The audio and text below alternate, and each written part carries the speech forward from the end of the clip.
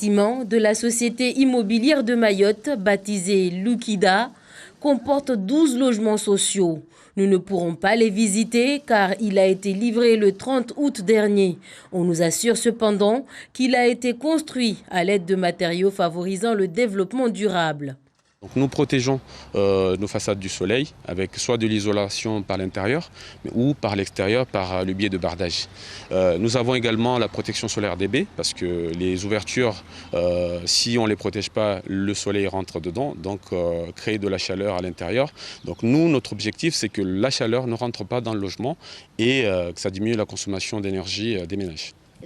Au-delà de l'enveloppe thermique du bâtiment, la CIM utilise d'autres dispositifs comme la production d'énergie solaire photovoltaïque dans les toitures. Nous avons également la question de l'eau pour l'adaptation au changement climatique. La question de l'eau, aujourd'hui, on intègre également des dispositifs de récupération des eaux pluviales, mais également des eaux grises, c'est-à-dire les eaux d'usage ménagère. Et ces eaux sont réutilisées pour les besoins justement des ménages, notamment pour les WC ou encore le nettoyage des communs ou encore l'arrosage des plantes. À ce jour, la société immobilière de Mayotte gère 3000 logements. Elle propose toute une gamme des logements libres, intermédiaires aux logements sociaux, tous construits de la même manière. D'après le directeur de la structure, la différence réside parfois à l'intérieur. Il peut y avoir des petites différences, par exemple, entre le logement libre qui peut avoir 2-3 éléments de plus de standing, par exemple des placards intégrés, des choses comme ça.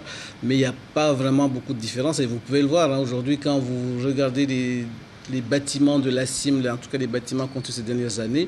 Des fois, les gens ne savent pas, quand ils ne voient pas les personnes qui y habitent, si c'est du logement social ou autre, quoi. D'ici à 2033, la société immobilière de Mayotte prévoit de construire 8000 logements, dont 6000 logements sociaux. Le tout en respectant les principes de l'habitat durable. Des logements qui restent cependant insuffisants au vu de la croissance démographique de l'île. Actuellement, environ 3000 personnes sont en attente de logement à la CIM.